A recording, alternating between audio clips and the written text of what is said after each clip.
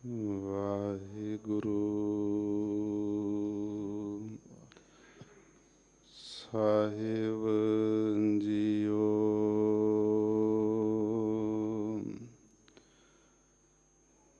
ਗਿਆਨ ਧਿਆਨ ਕਿਛ ਕਰਮ ਨਾ ਜਾਣਾ,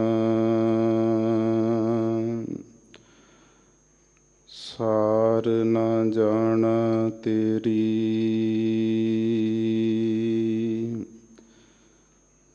ਸਭ ਤੇ ਵੱਡਾ ਸਤਿਗੁਰ ਨਾਨਕ, ਜਿਨ ਕਲ ਰਾਖੀ ਮੇਰੀ।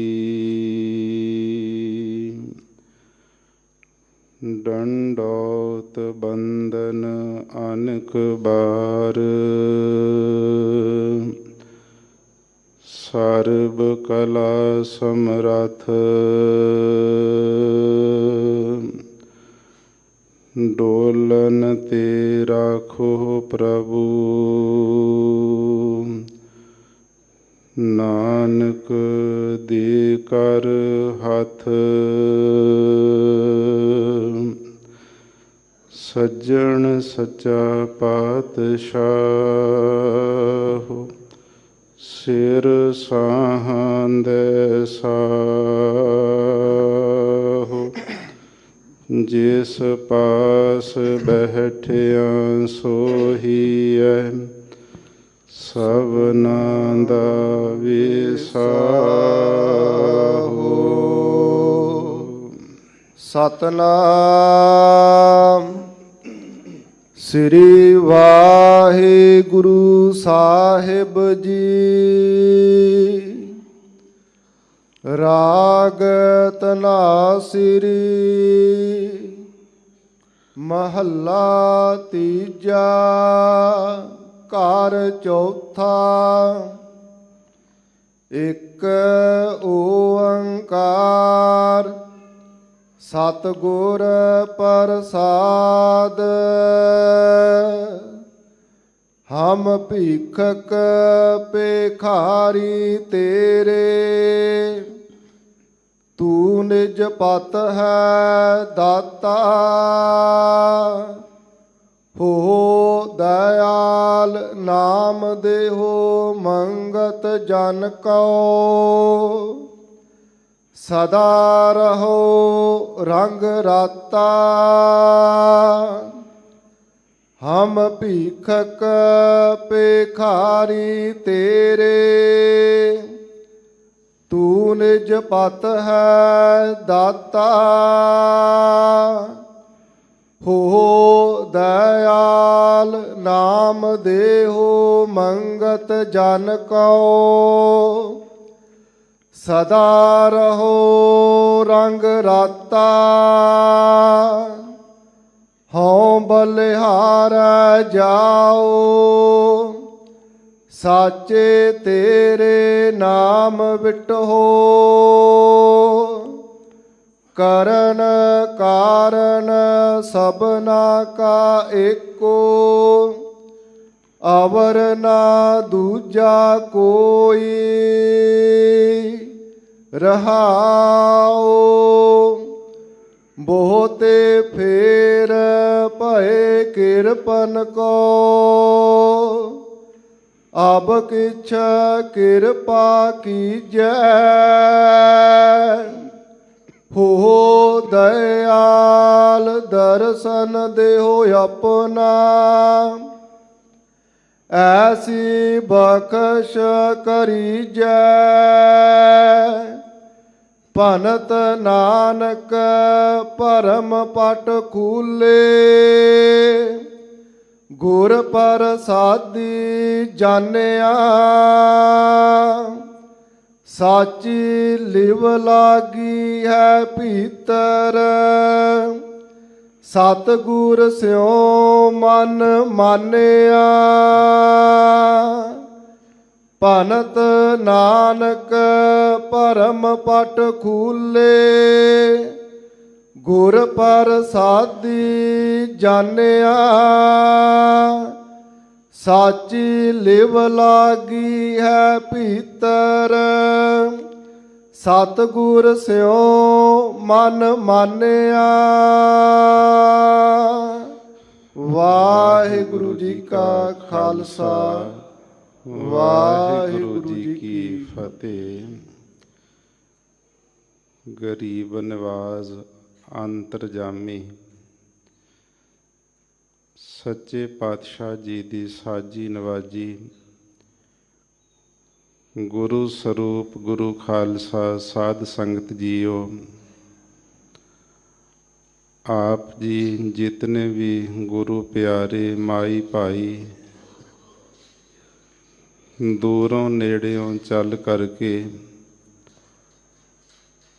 ਧੰਨ ਪਿਤਾ ਸ੍ਰੀ ਗੁਰੂ ਰਾਮਦਾਸ ਸਾਹਿਬ ਮਹਾਰਾਜ ਜੀ ਦੇ ਪਾਵਨ ਪਵਿੱਤਰ ਅਸਥਾਨ ਸੱਚਖੰਡ ਸ੍ਰੀ ਹਰਿਮੰਦਰ ਸਾਹਿਬ ਜੀ ਵਿਖੇ ਨਤਮਸਤਕ ਹੋਣ ਵਾਸਤੇ, ਪਾਵਨ ਪਵਿੱਤਰ ਅੰਮ੍ਰਿਤ ਸਰੋਵਰ ਦੇ ਇਸ਼ਨਾਨ ਕਰਨ ਵਾਸਤੇ ਪਿਆਰ ਸਤਿਕਾਰ ਦੇ ਨਾਲ ਇਕੱਤਰ ਹੋਏ ਹੋ। ਸਮੁੱਚੀਆਂ ਸੰਗਤਾਂ ਨੂੰ ਇਹ ਭਲੀ ਪ੍ਰਕਾਰ ਵਿਦਿਤ ਹੈ ਕਿ ਅਸਥਾਨਾਂ ਦੀ ਪਾਵਨ ਪਵਿੱਤਰ ਮਰਜ਼ਾਦਾ ਦੇ ਮੁਤਾਬਕ ਅੰਮ੍ਰਿਤ ਵੇਲੇ ਆਪਾਂ ਸੱਚਖੰਡ ਸ੍ਰੀ ਹਰਿਮੰਦਰ ਸਾਹਿਬ ਜੀ ਵਿਖੇ ਨਤਮਸਤਕ ਹੋਏ ਹਾਂ। ਧੰਨ ਸ੍ਰੀ ਗੁਰੂ ਗ੍ਰੰਥ ਸਾਹਿਬ ਮਹਾਰਾਜ ਸਾਹਿਬ ਜੀ ਨੇ ਪ੍ਰਕਾਸ਼ਵਾਨ ਹੋ ਕਰਕੇ ਸਮੁੱਚੀ ਮਾਨਵਤਾ ਨੂੰ ਸਾਂਝਾ ਸ੍ਰੀ ਮੁਖ ਵਾਕ ਉਪਦੇਸ਼ ਬਖਸ਼ਿਸ਼ ਕੀਤਾ ਹੈ। ਸਤਿਗੁਰੂ ਪਾਤਸ਼ਾਹ ਦੇ ਸੱਚਖੰਡ ਸ੍ਰੀ ਹਰਿਮੰਦਰ ਸਾਹਿਬ ਜੀ ਤੋਂ ਆਏ ਸ੍ਰੀ ਮੁਖ ਵਾਕ ਦੀ ਕਥਾ ਵਿਚਾਰ ਗੁਰਦੁਆਰਾ ਸ੍ਰੀ ਮੰਜੀ ਸਾਹਿਬ ਦੀਵਾਨ ਹਾਲ ਵਿਖੇ ਇਕੱਤਰ ਹੋ ਕਰਕੇ ਆਪਾਂ ਸ਼ਰਵਣ ਕਰਦੇ ਹਾਂ। ਸੋ ਅੱਜ ਦਾ ਜੋ ਇਹ ਪਾਵਨ ਸ੍ਰੀ ਮੁਖ ਵਾਕ ਸਤਿਗੁਰੂ ਪਾਤਸ਼ਾਹ ਜੀ ਨੇ ਸਾਨੂੰ ਬਖਸ਼ਿਸ਼ ਕੀਤਾ ਹੈ, ਆਓ ਕੁਝ ਸਮੇਂ ਵਾਸਤੇ ਆਪਣੀਆਂ ਮਨ ਬਿਰਤੀਆਂ ਨੂੰ ਕਰੀਏ ਇਕਾਗਰ, ਪਿਆਰ ਸਤਿਕਾਰ ਦੇ ਨਾਲ ਸ਼ਰਵਣ ਕਰਨਾ ਕਰੀਏ ਜੀ। ਸਤਨਾਮ ਸ੍ਰੀ ਵਾਹਿਗੁਰੂ ਸਾਹਿਬ ਜੀ। ਰਾਗ ਧਨਾਸਰੀ ਮਹੱਲਾ ਤੀਜਾ, ਘਰ ਚੌਥਾ। ਧਨਾਸਰੀ ਰਾਗ ਦੇ ਅੰਦਰ ਤੀਸਰੇ ਪਾਤਸ਼ਾਹ ਭੱਲੇ ਅਮਰਦਾਸ ਗੁਣ ਤੇਰੇ, ਤੇਰੀ ਉਪਮਾ ਤੋਹੇ ਬਨ ਆਵੈ।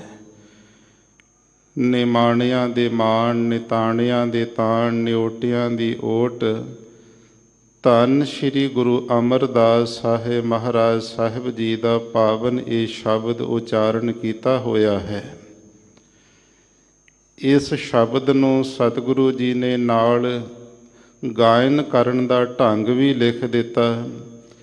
ਘਰ ਚੌਥਾ, ਚੌਥੇ ਤਾਲ ਦੇ ਅੰਦਰ, ਘਰ ਦੇ ਅੰਦਰ ਰਾਗੀ ਵੀਰ ਇਸ ਨੂੰ ਗਾਇਨ ਕਰਨਗੇ।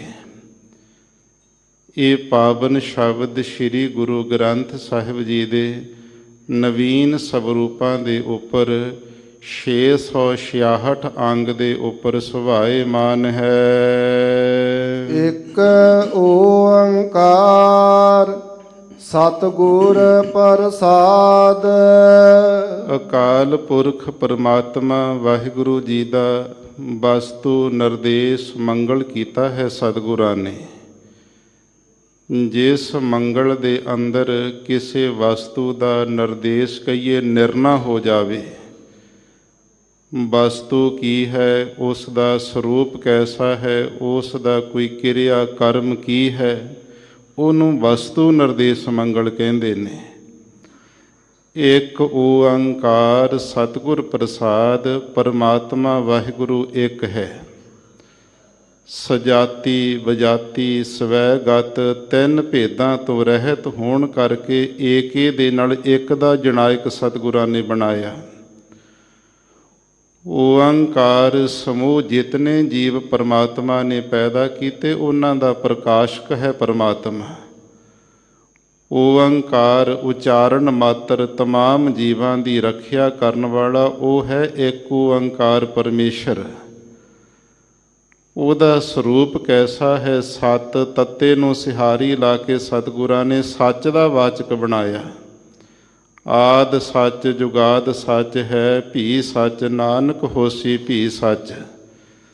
ਤਿੰਨਾਂ ਸਮਿਆਂ ਦੇ ਅੰਦਰ ਸੱਚ ਸਰੂਪ ਹੈ ਪਰਮਾਤਮਾ। ਗੁਰ ਦਾ ਅਰਥ ਹੈ ਉਹ ਚੇਤਨ ਹੈ।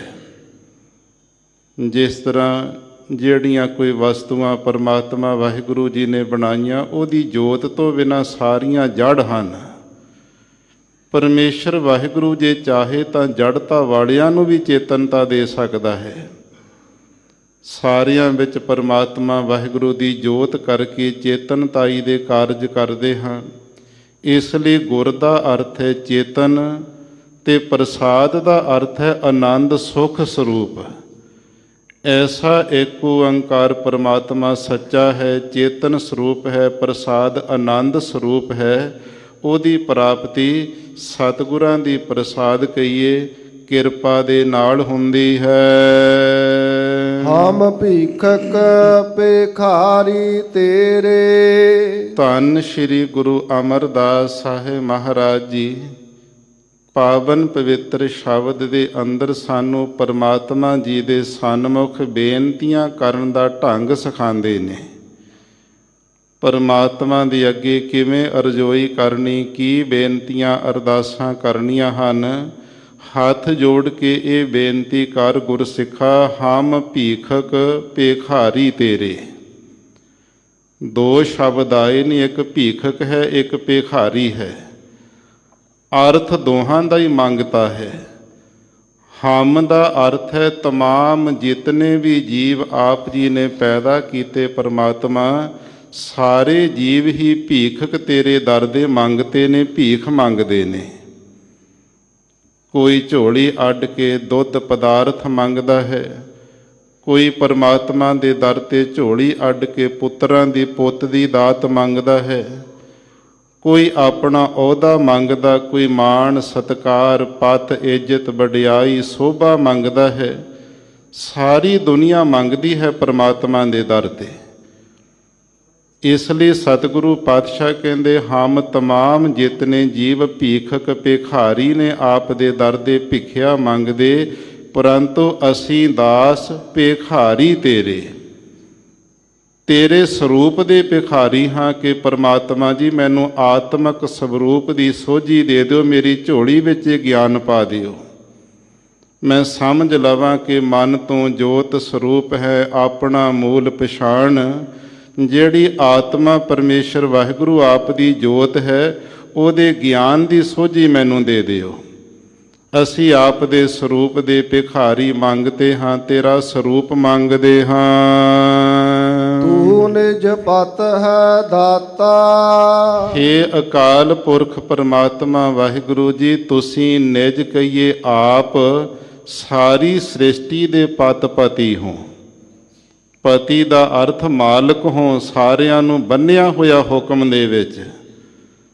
ਇਸ ਲਈ ਸਾਰੇ ਜਿੰਨੇ ਜੀਵ ਤੁਹਾਡੇ ਹੁਕਮ ਵਿੱਚ ਚੱਲਦੇ ਨੇ, ਜਿਵੇਂ ਪਤਨੀ ਆਪਣੇ ਪਤੀ ਦੇ ਹੁਕਮ ਵਿੱਚ ਤੁਰਦੀ ਹੈ, ਅਸੀਂ ਤਮਾਮ ਜਿਤਨੇ ਜੀਵ ਹਾਂ ਪਰਮਾਤਮਾ ਜੀ, ਅਸੀਂ ਆਪ ਦੀਆਂ ਪਤਨੀਆਂ ਨਿਆਈ, ਤੁਸੀਂ ਸਾਡੇ ਪਤੀ ਮਾਲਕ ਹੋ।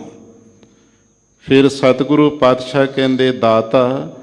ਦੁਨੀਆ ਵਿੱਚ ਬੇਅੰਤ ਪ੍ਰਕਾਰ ਦੇ ਦਾਤੇ ਨੇ। ਸਤਿਆ ਮਨ ਸੰਤੋਖ ਉਪਜੈ, ਦੇਣਾ ਕੈ ਵਿਚਾਰ, ਦੇ ਦੇ ਮੰਗੈ ਸਹਿਸਾ ਗੂਣਾ, ਸੋਭ ਕਰੇ ਸੰਸਾਰ। ਚਾਰ ਤਰ੍ਹਾਂ ਦੇ ਵਿੱਚੋਂ ਪਹਿਲੇ ਨੰਬਰ ਦੇ ਸਤਿਆ ਮਨ ਸੰਤੋਖ ਉਪਜੈ, ਇਹ ਸ਼੍ਰੋਮਣੀ ਦਾਤੇ ਮੰਨੇ ਨੇ। ਇਹੋ ਜਿਹੇ ਦਾਤਿਆਂ ਨੂੰ ਵੀ ਅੱਗੇ ਦਾਤਾਂ ਦੇਣ ਵਾਲਾ ਪਰਮਾਤਮਾ ਤੂੰ ਸਭ ਤੋਂ ਵੱਡਾ ਦਾਤਾ ਹੈ। ਤੂੰ ਉਹ ਦਾਤਾਂ ਦੇਣਾ ਜਿਹੜੀਆਂ ਕੋਈ ਵੀ ਨਹੀਂ ਦੇ ਸਕਦਾ। ਦੇਵੀ ਦੇਵਤਿਆਂ ਨੇ ਕੀ ਦੇਣਾ, ਉਹਨਾਂ ਨੂੰ ਤੇ ਮਨੁੱਖਾ ਸਰੀਰ ਹੀ ਨਹੀਂ ਮਿਲਦਾ। ਤੁਸੀਂ ਸਾਨੂੰ ਮਾਨਸ ਦੇਹੀ ਦਿੱਤੀ, ਮਨੁੱਖਾ ਸਰੀਰ ਹੈ, ਗਿਆਨ ਕਰਮ ਇੰਦਰੇ ਦਿੱਤੇ ਨੇ। ਨਾਲ ਪਰਮੇਸ਼ਰ ਵਾਹਿਗੁਰੂ ਆਪ ਜੀ ਨੇ ਸਵਾਸ ਕਿੰਨੇ ਬੇਕੀਮਤੀ ਸਾਨੂੰ ਦੇ ਦਿੱਤੇ। ਜਿੰਨੀਆਂ ਵੀ ਦੁਨੀਆ ਦੇ ਪਦਾਰਥ ਨੇ ਤੁਹਾਡੀਆਂ ਦਿੱਤੀਆਂ ਹੋਈਆਂ ਦਾਤਾਂ ਨੇ। ਸਰੀਰ ਵੀ ਤੁਹਾਡੀ ਦਾਤ ਹੈ। ਇਹਦੇ ਅੰਦਰ ਚਲਾਉਣ ਵਾਲੇ ਜਿਹੜੇ ਗਿਆਨ ਕਰਮ ਇੰਦਰੀ ਸਰੀਰ ਨੂੰ ਲਈ ਫਿਰਦੇ ਨੇ, ਇਹ ਵੀ ਤੁਹਾਡੀਆਂ ਦਾਤਾਂ ਨੇ। ਜਿਹਦੇ ਸਹਾਰੇ ਇੰਦਰੇ ਚੱਲਦੇ ਨੇ, ਸਭ ਤੋਂ ਵੱਡੀ ਉਹ ਵਾਹਿਗੁਰੂ ਦੀ ਜੋਤ ਜਿਹੜੀ ਦਾਤ, ਇਹ ਵੀ ਤੁਹਾਡੀ ਦਿੱਤੀ ਹੋਈ ਹੈ। ਸਭ ਤਰ੍ਹਾਂ ਦੀਆਂ ਦਾਤਾਂ ਦੇਣ ਵਾਲੇ ਸ਼੍ਰੋਮਣੀ ਦਾਤਾ ਵੀ ਆਪ ਹੋ। ਹੋ ਦਇਆਲ ਨਾਮ ਦੇਹੋ ਮੰਗਤ ਜਨ ਕਉ। ਅਸੀਂ ਤੇ ਆਪ ਜੀ ਦੇ ਦਰ ਦੇ ਮੰਗਤੇ ਹਾਂ, ਭਿਖਾਰੀ ਹਾਂ, ਝੋਲੀ ਅੱਡ ਕਰਕੇ ਮੰਗਦੇ ਹਾਂ। ਕਿਰਪਾ ਕਰਕੇ ਮਹਾਰਾਜ ਹੋ ਦਇਆਲ, ਦਇਆ ਦੇ ਘਰ ਵਿੱਚ ਆ ਜਾਓ, ਤਰਸ ਕਰੋ, ਸਾਡੇ ਤੇ ਮਿਹਰ ਕਰੋ, ਕਿਰਪਾ ਕਰਨੀ ਕਰੋ। ਨਾਮ ਦੇਹੋ ਮੰਗਤ ਜਨ ਕੋ। ਹੋਰ ਨਹੀਂ ਕੁਝ ਮੰਗਦੇ ਆਪ ਜੀ ਦੇ ਪਾਸੋਂ। ਤੇ ਸਤਿਗੁਰੂ ਪਾਤਸ਼ਾਹ ਮਹਾਰਾਜ ਕਹਿੰਦੇ ਆਪ ਜੀ ਦੇ ਦਰ ਤੋਂ ਨਾਮ ਦੀ ਦਾਤ ਮੰਗਦੇ ਹਾਂ। ਬਾਕੀ ਤੇ ਜਿਤਨੀਆਂ ਵਸਤੂਆਂ ਨੇ ਸਾਰੀਆਂ ਖਤਮ ਹੋ ਜਾਣ ਵਾਲੀਆਂ ਨੇ। ਇਹ ਪਰਮੇਸ਼ਰ ਵਾਹਿਗੁਰੂ ਜੀ ਦਾ ਨਾਮ ਜਿਹੜਾ ਸਦੀਵ ਕਾਲ ਰਹਿਣ ਵਾਲਾ, ਜੇ ਇੱਕ ਵਾਰੀ ਹਿਰਦੇ ਵਿੱਚ ਸਮਾ ਜਾਵੇ। ਮੈਂ ਕਿਆ ਮੰਗੋ ਕਿਛ ਥਿਰ ਨਾ ਰਹਾਈ, ਹਰ ਦੀਜੈ ਨਾਮ ਪਿਆਰੀ ਜੀਓ। ਐਸਾ ਸੱਚਾ ਆਪਣਾ ਨਾਮ ਸਾਡੀ ਝੋਲੀ ਵਿੱਚ ਪਾ ਦੇਣਾ ਕਰੋ।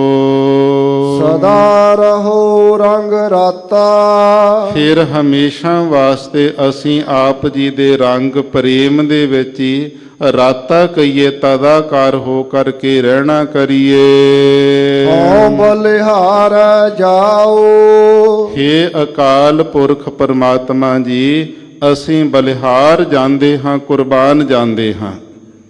ਬਲਿਹਾਰ ਦਾ ਅਖਰੀ ਅਰਥ ਹੁੰਦਾ ਜਿੱਥੇ ਬੰਦੇ ਦਾ ਬਲ ਹਾਰ ਜਾਵੇ।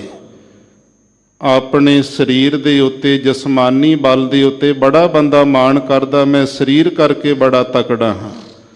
ਸੰਬੰਧੀਆਂ ਦਾ, ਮਿੱਤਰਾਂ ਦਾ, ਸੱਜਣਾ ਦਾ ਮਾਣ ਕਰਦਾ, ਮੇਰੇ ਬੜੇ ਮਿੱਤਰ ਹਨ। ਸਾਧ ਸੰਗਤ ਜੀ, ਜਿੱਥੇ ਜਾ ਕਰਕੇ ਸਰੀਰ ਦਾ ਬਲ ਖਤਮ ਹੋ ਜਾਵੇ, ਰੂਹਾਨੀ ਬਲ ਖਤਮ ਹੋ ਜਾਵੇ, ਸੱਜਣਾ ਮਿੱਤਰਾਂ ਦਾ, ਦੋਸਤਾਂ ਦਾ, ਸਾਕ ਸੰਬੰਧੀਆਂ ਦਾ ਬਲ ਜਿੱਥੇ ਹਾਰ ਜਾਵੇ, ਉੱਥੇ ਹੱਥ ਖੜੇ ਹੋ ਜਾਂਦੇ। ਬੰਦਾ ਕਹਿੰਦਾ ਮੈਂ ਬਲਿਹਾਰ ਜਾਵਾਂ। ਇਹ ਬਲਿਹਾਰ ਜਾਣ ਦਾ ਅਖਰੀ ਅਰਥ ਹੈ ਜਿੱਥੇ ਸਾਰੇ ਬਲ ਹਾਰ ਜਾਂਦੇ ਨੇ। ਅਕਾਲ ਪੁਰਖ ਪਰਮਾਤਮਾ ਵਾਹਿਗੁਰੂ ਜੀ, ਅਸੀਂ ਆਪ ਜੀ ਤੋਂ ਸਦਾ ਮਨ ਕਰਕੇ, ਬਾਣੀ ਕਰਕੇ, ਸਰੀਰ ਕਰਕੇ ਬਲਿਹਾਰ ਜਾਂਦੇ, ਕੁਰਬਾਨ ਜਾਂਦੇ ਹਾਂ। ਸਾਚੇ ਤੇਰੇ ਨਾਮ ਵਿਟਹੋ। ਹੇ ਸੱਚੇ ਅਕਾਲ ਪੁਰਖ ਵਾਹਿਗੁਰੂ ਜੀ, ਆਪ ਜੀ ਦੇ ਸੱਚੇ ਨਾਮ ਤੋਂ ਬਲਿਹਾਰ ਜਾਈਏ। ਨਾਮ ਦੇ ਅੰਦਰ ਇੰਨੀ ਤਾਕਤ ਹੈ, ਪਰਮਾਤਮਾ ਨੂੰ ਪ੍ਰਗਟ ਕਰਨਾ ਤੇ ਨਾਮ ਕਰਕੇ ਪ੍ਰਗਟ ਕੀਤਾ ਜਾ ਸਕਦਾ। ਆਤਮਕ ਸਵਰੂਪ ਨੂੰ ਸਖਿਆਤ ਕਰਨਾ ਨਾਮ ਦੀ ਕਮਾਈ ਕਰਕੇ ਹੋ ਸਕਦਾ ਹੈ। ਬ੍ਰਹਮ ਗਿਆਨ ਪ੍ਰਾਪਤ ਕਰਨਾ ਨਾਮ ਜਪ ਕੇ ਬ੍ਰਹਮ ਗਿਆਨੀ ਬਣਿਆ ਜਾ ਸਕਦਾ। ਸੰਤ ਦੀ ਅਵਸਥਾ ਲੈਣੀ ਨਾਮ ਦਾ ਸਿਮਰਨ ਕਰਕੇ ਸੰਤ ਦੀ ਅਵਸਥਾ ਤੱਕ ਪਹੁੰਚਿਆ ਜਾ ਸਕਦਾ। ਕਿਹੜੀ ਵਸਤੂ ਜਿਹੜੀ ਨਾਮ ਕਰਕੇ ਜੀਵ ਨੂੰ ਪ੍ਰਾਪਤ ਨਾ ਹੁੰਦੀ ਹੋਵੇ। ਨਾਮ ਕੇ ਧਾਰੇ ਸਗਲੇ ਜੰਤ, ਨਾਮ ਕੇ ਧਾਰੇ ਖੰਡ ਬ੍ਰਹਮੰਡ। ਨਾਮੈ ਹੀ ਤੇ ਸਭ ਕਿਛ ਹੂਆ, ਖੰਡ ਬ੍ਰਹਮੰਡ ਸਰੀਰ। ਜੋ ਵੀ ਕੁਝ ਬਣਿਆ ਹੈ ਤਰਲੋਕੀ ਵਿੱਚ, ਇਹ ਨਾਮ ਕਰਕੇ ਬਣਿਆ ਹੋਇਆ। ਜਦੋਂ ਕਿਸੇ ਨੂੰ ਪਰਮਾਤਮਾ ਦਾ ਨਾਮ ਪ੍ਰਾਪਤ ਹੋ ਜਾਵੇ, ਫਿਰ ਕਿਹੜੀ ਵਸਤੂ ਜਿਹੜੀ ਉਹਨੂੰ ਪ੍ਰਾਪਤ ਨਹੀਂ ਹੁੰਦੀ। ਹਾਥੀ ਦੀ ਪੈੜ ਵਿੱਚ ਸਾਰੀਆਂ ਪੈੜਾਂ ਆ ਜਾਂਦੀਆਂ। ਜਿਹਦੇ ਕੋਲ ਸ਼੍ਰੋਮਣੀ ਨਾਮ ਆ ਗਿਆ, ਤਰਲੋਕੀ ਦੀ ਮਾਇਆ, ਤਰਲੋਕੀ ਦੇ ਪਦਾਰਥ, ਤਰਲੋਕੀ ਦੇ ਅਹੁਦੇ ਉਹਦੇ ਮਗਰ ਮਗਰ ਪੈਰਾਂ ਵਿੱਚ ਰੁਲੇ ਫਿਰਦੇ ਨੇ। ਆਪ ਜੀ ਦਾ ਜਿਹੜਾ ਸ਼੍ਰੋਮਣੀ ਨਾਮ ਹੈ, ਸਾਰੀਆਂ ਦਾਤਾਂ ਦੇ ਦੇਣ ਵਾਲਾ, ਤੇਰੇ ਸਰੂਪ ਦੀ ਪ੍ਰਾਪਤੀ ਕਰਵਾਉਣ ਵਾਲਾ, ਉਸ ਤੋਂ ਸਦਾ ਬਲਿਹਾਰ ਜਾਂਦੇ ਹਾਂ, ਕੁਰਬਾਨ ਜਾਣਾ ਕਰਦੇ ਹਾਂ। ਕਰਨ ਕਾਰਨ ਸਭਨਾ ਕਾ ਏਕੋ। ਦੁਨੀਆ ਦੇ ਵਿੱਚ ਦੋ ਚੀਜ਼ਾਂ ਨੇ। ਕੋਈ ਵੀ ਵਸਤੂ ਜਦੋਂ ਬਣਦੀ ਉਹਦਾ ਕੋਈ ਕਾਰਨ ਹੁੰਦਾ ਹੈ। ਜ਼ਿਮੀਂਦਾਰ ਨੇ ਫਸਲ ਬੀਜਣੀ ਹੈ ਤੇ ਉਹਦੇ ਸਿਰ ਤੇ ਲੱਥਿਆ ਹੋਇਆ ਕਰਜ਼ਾ ਲੈ ਜਾਵੇ ਤਾਂ ਉਹ ਫਸਲ ਨੂੰ ਬੀਜ ਕਰਕੇ ਉਹਦੀ ਪਾਲਣਾ ਕਰਦਾ। ਵਿਦਿਆਰਥੀ ਵਿਦਿਆ ਪੜ੍ਹਦਾ ਵੀ ਮੈਂ ਕਿਸੇ ਚੰਗੇ ਅਹੁਦੇ ਤੇ ਚਲਿਆ ਜਾਵਾਂ, ਤਰੱਕੀ ਕਰਾਂ, ਉਹਦਾ ਕਾਰਨ ਬਣ ਗਿਆ। ਇਸੇ ਤਰ੍ਹਾਂ ਇਹ ਜਿਹੜਾ ਸੰਸਾਰ ਹੈ ਪਰਮਾਤਮਾ ਵਾਹਿਗੁਰੂ ਜੀ ਦਾ ਬਣਾਇਆ ਹੋਇਆ, ਇਹ ਕਾਰਜ ਹੈ। ਬਣਿਆ ਹੋਇਆ ਸੰਸਾਰ ਕਾਰਜ ਹੈ ਤੇ ਮਗਰ ਇਹਦੇ ਕਾਰਨ ਹਨ। ਕਾਰਨ ਕੀ ਨੇ? ਪੰਜ ਤੱਤ ਜਿਹੜੇ ਇਹ ਕਾਰਨ ਬਣਾਏ ਪਰਮਾਤਮਾ ਨੇ। ਪਾਂਚ ਤਤ ਕੋ ਤਨ ਰਚਿਓ, ਜਾਨੋ ਚਤੁਰ ਸੁਜਾਨ, ਜਿਹ ਤੇ ਉਪਜਿਓ ਨਾਨਕਾ।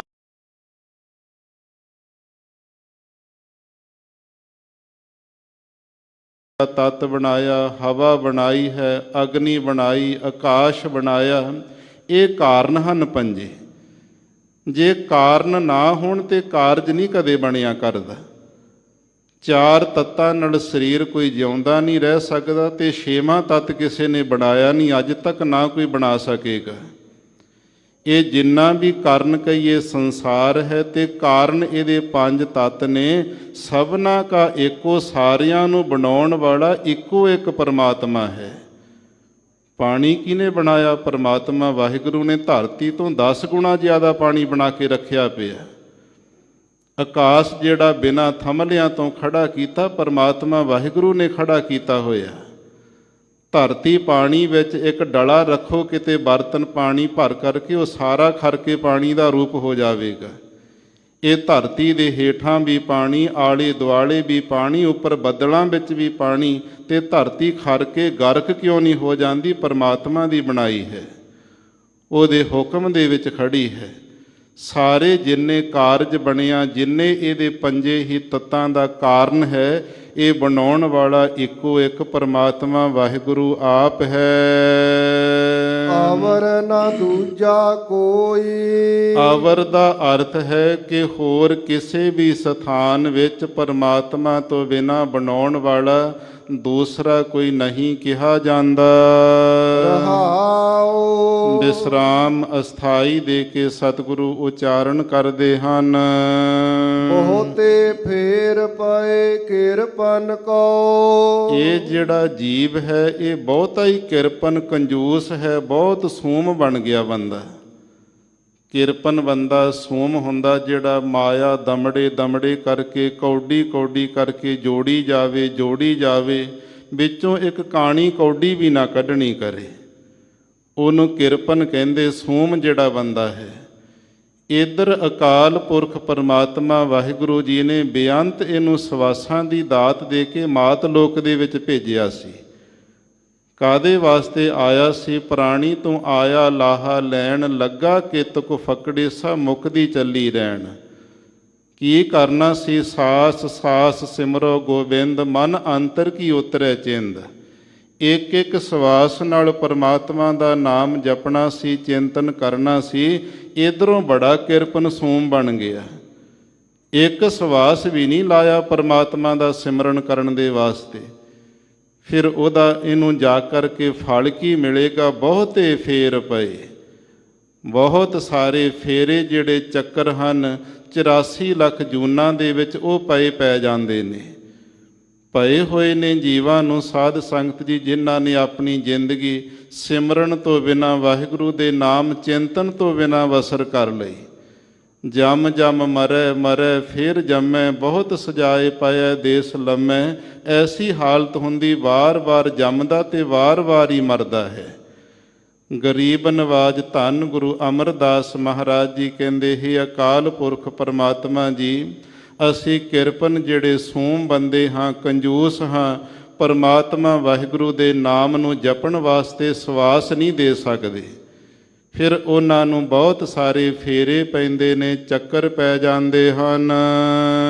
ਆਪ ਕਿਛ ਕਿਰਪਾ ਕੀਜੈ। ਮਹਾਰਾਜ ਹੁਣ ਸਾਡੇ ਉੱਤੇ ਕੋਈ ਕਿਰਪਾ ਕਰੋ, ਤਰਸ ਕਰੋ, ਮਿਹਰ ਕਰੋ। ਮਸਾਂ ਮਸਾਂ ਮਨੁੱਖਾ ਜਨਮ ਮਿਲਿਆ ਹੈ।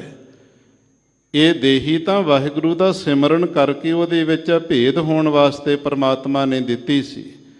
ਜੇ ਇਹ ਵੀ ਹੱਥੋਂ ਛੁੱਟ ਗਈ, ਇਸ ਪੌੜੀ ਤੇ ਜੋ ਨਰ ਚੂਕੈ ਸੋ ਆਏ ਜਾਏ ਦੁੱਖ ਪਾਏਂਦਾ। ਫਿਰ ਜੰਮਣਾ ਮਰਨਾ ਤਿਆਰ ਬੇਜਵਾਨਾਂ ਦੀਆਂ, ਫਿਰ ਜਿਹੜੀਆਂ ਜੂਨੀਆਂ ਸਾਨੂੰ ਭੋਗਣੀਆਂ ਪੈਣਗੀਆਂ, ਫਿਰ ਉਹੀ ਚੱਕਰ ਚੱਲ ਪੈਣਾ। ਇਹ ਸਭ ਤੋਂ ਸਿਰੇ ਦਾ ਡੰਡਾ ਹੈ। ਜਿਵੇਂ ਪੌੜੀ ਦੇ ਸਿਰੇ ਦੇ ਡੰਡੇ ਤੇ ਬੰਦਾ ਪਹੁੰਚ ਜਾਵੇ, ਉੱਥੇ ਤਾਂ ਫਿਰ ਮੰਜ਼ਲ ਦੇ ਬਿਲਕੁਲ ਕੋਲੇ ਪਹੁੰਚਿਆ ਹੁੰਦਾ। ਉੱਥੋਂ ਪੈਰ ਤਿਲਕ ਗਿਆ, ਫਿਰ ਸੱਟਾਂ ਚੋਟਾਂ ਵੀ ਖਾਂਦਾ ਤੇ ਮੂਧੇ ਮੂੰਹ ਆ ਕੇ ਡਿੱਗਦਾ ਵੀ ਹੈ। ਮਨੁੱਖਾ ਜਨਮ ਦੀ ਪੌੜੀ ਤੋਂ ਜਿੱਦਣ ਪੈਰ ਤਿਲਕ ਗਿਆ, ਸਵਾਸ ਤੇਰੇ ਛੁੱਟ ਗਏ, ਸਰੀਰ ਤੇਰੇ ਕੋਲੋਂ ਨਿਕਲ ਗਿਆ, ਮੁੜ ਕਰਕੇ ਫਿਰ ਜੂਨਾਂ ਵਿੱਚ ਡਿੱਗਣਾ ਪਵੇਗਾ। ਕੁੰਭੀ ਨਰਕਾਂ ਦੇ ਵਿੱਚ, ਮਾਤਾ ਦੇ ਗਰਭ ਦੇ ਨਰਕ ਵਿੱਚ ਬਾਰ-ਬਾਰ ਜੰਮਣਾ ਤੇ ਮਰਨਾ, ਪੁੱਠਾ ਲਟਕਣਾ ਪਵੇਗਾ। ਇਸ ਲਈ ਬੇਨਤੀ ਕਰੀਏ, ਮਹਾਰਾਜ ਬਹੁਤ ਸਾਰੇ ਫੇਰੇ ਪੈ ਗਏ ਨੇ, ਬੜੀਆਂ 84 ਲੱਖ ਜੂਨਾਂ ਵਿੱਚ, ਇੱਕ ਜੂਨ ਵਿੱਚ ਕਈ ਜਨਮ ਧਾਰਨ ਕੀਤੇ ਨੇ। ਕਈ ਜਨਮ ਭਏ ਕੀਟ ਪਤੰਗਾ, ਕਈ ਜਨਮ ਗਜਮੀਨ ਕੁਰੰਗਾ, ਕਈ ਜਨਮ ਪੰਖੀ ਸਰਪ ਹੋਇਓ, ਕਈ ਜਨਮ ਹੈਵਰ ਬ੍ਰਿਖ ਜੋਇਓ, ਮਿਲ ਜਗਦੀਸ਼ ਮਿਲਣ ਕੀ ਬਰੀਆ, ਚਿਰੰਕਾਲੇ ਦੇਹ ਸੰਜਰੀਆ। ਮਹਾਰਾਜ ਹੁਣ ਸਾਨੂੰ ਬਖਸ਼ ਲਓ, ਕਿਰਪਾ ਕਰੋ ਸਾਡੇ ਦਾਸਾਂ ਦੇ ਉੱਪਰ, 84 ਲੱਖ ਜੂਨਾਂ ਤੋਂ ਸਾਨੂੰ ਬਚਾ ਲੈਣਾ ਕਰੋ। ਹੋ ਦਇਆਲ ਦਰਸ਼ਨ ਦੇਹੋ ਆਪਣਾ। ਹੇ ਪਰਮਾਤਮਾ ਜੀ, ਹੁਣ ਦਇਆ ਦੇ ਘਰ ਵਿੱਚ ਆ ਕੇ ਸਾਡੇ ਤੇ ਦਿਆਲੂ ਹੋ ਜਾਵੋ। ਦਇਆ ਕਰੋ ਸਾਨੂੰ, ਗਰੀਬ ਜਾਣ ਕੇ, ਸੋਮ ਜਾਣ ਕੇ, ਕਿਰਪਣ ਜਿਹੜੇ ਕੰਜੂਸ ਜਾਣ ਕਰਕੇ ਸਾਡੇ ਤੇ ਦਇਆ ਦੇ ਘਰ ਵਿੱਚ ਆ ਕੇ ਤਰਸ ਕਰ ਦਿਓ। ਤਰਸ ਕੀ ਕਰਨਾ ਹੈ? ਦਰਸ਼ਨ ਦੇਹੋ ਆਪਣਾ। ਆਪਣਾ ਜਿਹੜਾ ਨਿੱਜੀ ਆਤਮਿਕ ਸਵਰੂਪ ਹੈ, ਉਹਦੇ ਦਰਸ਼ਨ ਦੀਦਾਰੇ ਸਾਨੂੰ ਪ੍ਰਾਪਤ ਹੋ ਜਾਣ। ਏਕ ਵਾਰ ਹੋਏ ਦਰਸ਼ਨ ਜਾ ਕੋ, ਵੇਖਣ ਜੋਗ ਰਹੇ ਪੁੰਨ ਨਾ ਕੋ। ਜਿਹਨੂੰ ਇੱਕ ਵਾਰੀ ਆਤਮਾ ਸਰੂਪ ਦੇ ਦੀਦਾਰ ਹੋ ਜਾਂਦੇ, ਕਿਉਂਕਿ ਉਹ ਵਾਹਿਗੁਰੂ ਦੀ ਜੋਤ ਹੈ, ਉਹਨੂੰ ਕੁਝ ਵੀ ਵੇਖਣਾ ਬਾਕੀ ਨਹੀਂ ਰਹਿ ਜਾਂਦਾ ਹੈ। ਐਸੇ ਆਪਣੇ ਸੁੰਦਰ ਦਰਸ਼ਨ ਦੀਦਾਰੇ ਆਤਮਿਕ ਸਵਰੂਪ ਦੇ ਸਾਨੂੰ ਬਖਸ਼ਿਸ਼ ਕਰ ਦਿਓ। ਐਸੀ ਬਖਸ਼ ਕਰੀਜੈ। ਇਸ ਤਰ੍ਹਾਂ ਦੀ ਜਿਹੜੀ ਬਖਸ਼ਿਸ਼ ਹੈ ਸਾਡੇ ਉੱਤੇ ਮਹਾਰਾਜ ਆਪ ਜੀ ਕਰੀਜੈ ਕਰ ਦੇਣੀ ਕਰੋ। ਭਨਤ ਨਾਨਕ ਭਰਮ ਪਟ ਖੂਲੇ। ਧੰਨ ਸ਼੍ਰੀ ਗੁਰੂ ਨਾਨਕ ਦੇਵ ਸਾਹਿਬ ਜੀ ਦੇ ਨਾਮ ਦੀ ਮੋਹਰ ਛਾਪ ਲਾ ਕੇ ਗੁਰੂ ਅਮਰਦਾਸ ਮਹਾਰਾਜ ਜੀ ਉਚਾਰਨ ਕਰਦੇ ਨੇ। ਭਰਮ ਪਟ ਖੋਲੇ, ਜਿਹੜੇ ਸਾਡੇ ਮਨ ਦੇ ਅੰਦਰ ਭਰਮ ਦੇ ਜਿਹੜੇ ਕਪਾਟ ਲੱਗੇ ਹੋਏ ਸਨ, ਤਖਤੇ ਲੱਗੇ ਹੋਏ ਸਨ, ਉਹ ਖੁੱਲ੍ਹ ਗਏ ਨੇ। ਕਿਉਂਕਿ ਭਰਮ ਹੀ ਹੈ ਜਿਹੜਾ ਆਤਮਾ ਤੇ ਪਰਮਾਤਮਾ ਵਾਹਿਗੁਰੂ ਦੇ ਸਰੂਪ ਦੇ ਅੰਦਰ ਏਕਤਾ ਨਹੀਂ ਜੀਵ ਦੀ ਹੋਣ ਦਿੰਦਾ। ਜੀਵ ਈਸ਼ ਕੀ ਏਕਤਾ ਕੋ ਗਿਆਨ ਕਹੀਏ ਹੈ। ਜੇਕਰ ਕੋਈ ਬਹੁਤ ਸੂਖਮ ਕੱਪੜੇ ਦਾ ਪਰਦਾ ਵੀ ਲੱਗਿਆ ਹੋਵੇ, ਵਸਤੂ ਬਹੁਤ ਨੇੜੇ ਹੈ, ਪਰਦੇ ਕਰਕੇ ਦੂਰ ਦਿਸਦੀ ਹੈ।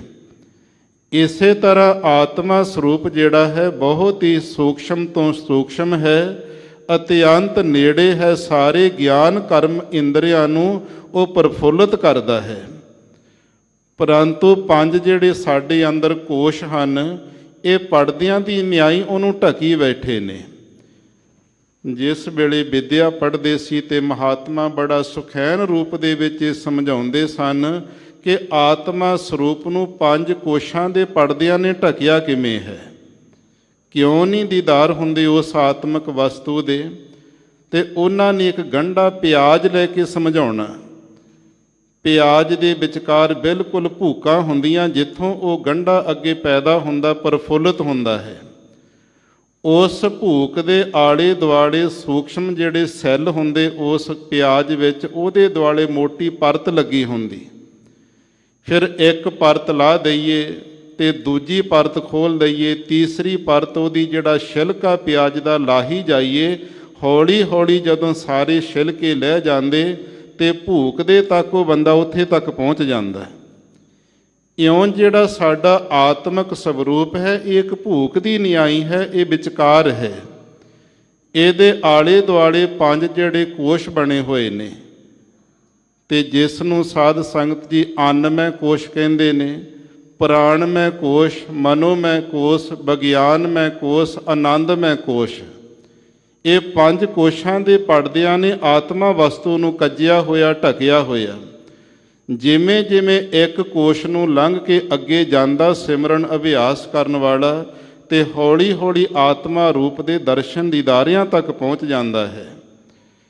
ਇਸ ਲਈ ਸਤਿਗੁਰੂ ਪਾਤਸ਼ਾਹ ਧੰਨ ਗੁਰੂ ਅਮਰਦਾਸ ਮਹਾਰਾਜ ਜੀ ਬੇਨਤੀ ਕਰਨ ਦਾ ਢੰਗ ਸਿਖਾਉਂਦੇ ਨੇ, ਹੇ ਅਕਾਲ ਪੁਰਖ ਪਰਮਾਤਮਾ ਵਾਹਿਗੁਰੂ ਜੀ, ਜਿਸ ਵੇਲੇ ਸਾਡੇ ਇਹ 5 ਕੋਸ਼ਾਂ ਦੇ ਜਿਹੜੇ ਪਰਦੇ ਸੀ ਖੁੱਲ੍ਹ ਜਾਣਾ ਕੀਤੇ, ਭਰਮ ਦੇ ਲੱਗੇ ਹੋਏ ਜਿੰਦਰੇ ਦਰਵਾਜ਼ੇ ਖੁੱਲ੍ਹ ਜਾਣਾ ਕੀਤੇ ਹਨ। ਗੁਰ ਪ੍ਰਸਾਦੀ ਜਾਣਿਆ, ਇਹ ਗੁਰਾਂ ਦੀ ਪ੍ਰਸਾਦੀ ਕਿਰਪਾ ਦੇ ਨਾਲ ਹੀ ਭਰਮ ਚੁੱਕਿਆ ਜਾਂਦਾ ਹੈ। ਭਰਮ ਕੇ ਪਰਦੇ ਸਤਿਗੁਰ ਖੋਲੇ। ਸਤਿਗੁਰੂ ਜਦੋਂ ਭਰਮ ਚੁੱਕ ਦਿੰਦੇ ਨੇ, ਫਿਰ ਗੁਰਾਂ ਦੀ ਕਿਰਪਾ ਨਾਲ ਜਾਣਿਆ ਆਤਮਿਕ ਵਸਤੂ ਨੂੰ ਜਾਣ ਲਈਦਾ। ਉਸ ਵਾਹਿਗੁਰੂ ਦੇ ਸਰੂਪ ਦੀ ਜਿਹੜੀ ਸਖਿਆਤਤਾ ਹੋ ਜਾਂਦੀ ਹੈ।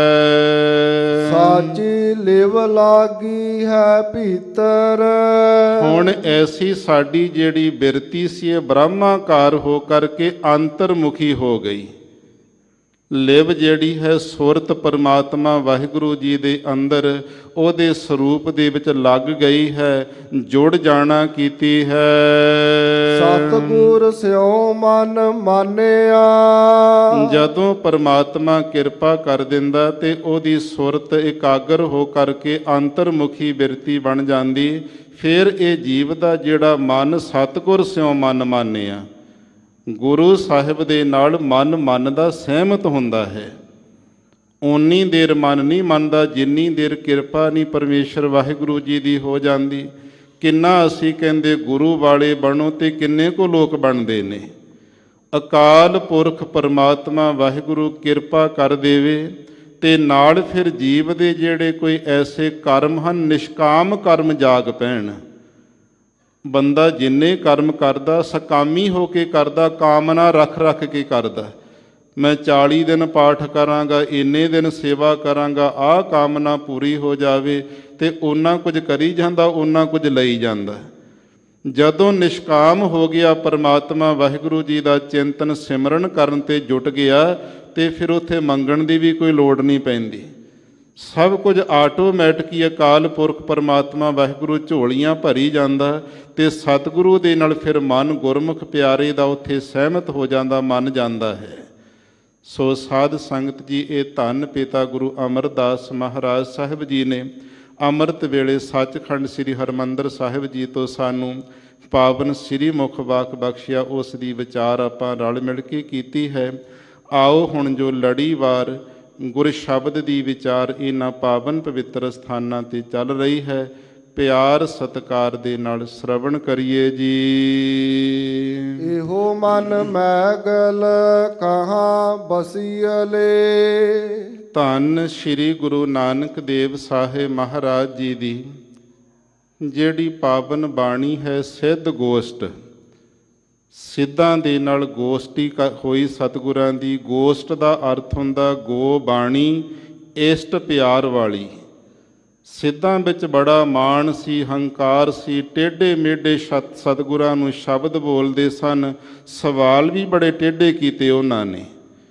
ਸਤਿਗੁਰੂ ਜੀ ਨੇ ਉਹਨਾਂ ਦਾ ਜਵਾਬ ਇਸ਼ਟ ਪਿਆਰੀ ਗੋ ਬਾਣੀ ਵਿੱਚ ਦਿੱਤਾ, ਤਾਂ ਇਸ ਨੂੰ ਸਿੱਧ ਗੋਸ਼ਟ ਕਿਹਾ ਜਾਂਦਾ ਹੈ। ਇਹ ਸਿੱਧ ਗੋਸ਼ਟ ਬਾਣੀ ਦੇ ਅੰਦਰ ਬੜੇ ਤਰ੍ਹਾਂ ਦੇ ਸਵਾਲ ਸਿੱਧ ਕਰਦੇ ਨੇ।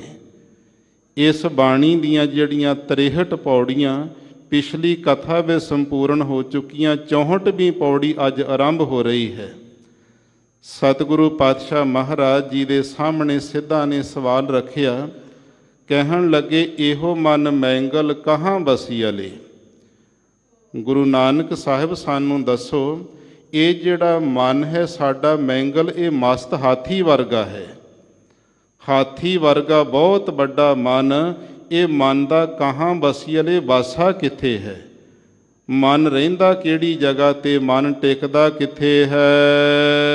ਕਹਾਂ ਬਸੈ ਇਹੋ ਪਵਨਾ। ਤੇ ਦੂਜਾ ਸਵਾਲ ਨਾਲ ਹੀ ਕਰ ਦਿੱਤਾ, ਜਿਹੜੀ ਸਰੀਰ ਦੇ ਅੰਦਰ ਪਵਨਾ ਹਵਾ ਹੈ ਪਰਮਾਤਮਾ ਨੇ ਰੱਖੀ ਹੋਈ, ਜਿਹਨੂੰ ਅਸੀਂ ਸਵਾਸ ਕਹਿੰਦੇ, ਵੀ ਬੰਦੇ ਦੇ ਸਵਾਸ ਚੱਲਦੇ ਨੇ, ਇਹ ਸਵਾਸਾਂ ਦੀ ਪੌਣ ਪਰਮਾਤਮਾ ਨੇ ਕਿੱਥੇ ਵਸਾ ਕੇ ਰੱਖੀ ਹੋਈ ਹੈ? ਸਵਾਸ ਕਿੱਥੋਂ ਉੱਠਦਾ ਹੈ, ਕਿੱਥੇ ਜਾ ਕੇ ਸਮਾ ਜਾਂਦਾ? ਇਹ ਸਵਾਸਾਂ ਦੀ ਸਥਿਤੀ ਕਿੱਥੇ ਹੈ? ਇਹ ਦੂਸਰਾ ਸਵਾਲ ਸਤਿਗੁਰਾਂ ਦੇ ਉੱਪਰ ਕੀਤਾ ਸਿੱਧਾਂ ਨੇ। ਕਹਾਂ ਬਸੈ ਸੋ ਸ਼ਬਦ ਔਦੂ। ਸਤਿਗੁਰੂ ਜੀ ਨੂੰ ਤੀਜਾ ਸਵਾਲ ਸਿੱਧ ਪੁੱਛਦੇ ਨੇ। ਔਦੂ ਦਾ ਅਰਥ ਹੈ ਸ੍ਰੇਸ਼ਟ ਗੁਰੂ ਨਾਨਕ ਸਾਹਿਬ। ਔਦੂ ਕਹਿੰਦੇ ਅਵਧੂਤ ਦੇ ਤਾਈ ਜਿਹੜਾ ਬਰਕਤ ਬੰਦਾ ਹੋਵੇ। ਹੇ ਬਰਕਤ ਤਾਈ ਦਾ ਸਰੂਪ ਗੁਰੂ ਨਾਨਕ ਸਾਹਿਬ ਸਾਨੂੰ ਇਹ ਵੀ ਦੱਸਣਾ ਕਰੋ ਕਿ ਸ਼ਬਦ ਜਿਹੜਾ ਬ੍ਰਹਮ ਹੈ ਉਹ ਕਿਹੜੀ ਜਗ੍ਹਾ ਦੇ ਉੱਤੇ ਨਿਵਾਸ ਕਰਦਾ, ਵਸਣਾ ਕਰਦਾ ਹੈ। ਤਾਕੋ ਚੂਕੈ ਮਨ ਕਾ ਭਵਨਾ।